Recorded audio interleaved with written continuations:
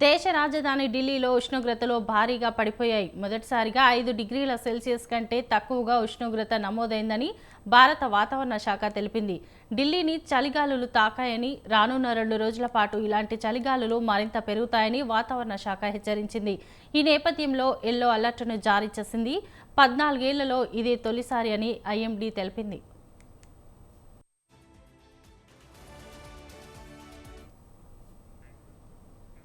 నిన్న సాధారణం కంటే 4.9 డిగ్రీల సెల్సియస్గా నమోదైందని స్పష్టం చేసింది. వాయువ్య దిశ నుంచి గంటకు 8 నుంచి 10 కిలోమీటర్ల వేగంతో వీస్తున్న ఉపరితల గాలుల కారణంగానే ప్రస్తుత ఉష్ణోగ్రతలో తగ్గుదల ఏర్పడిందని ఐఎండీ తెలిపింది.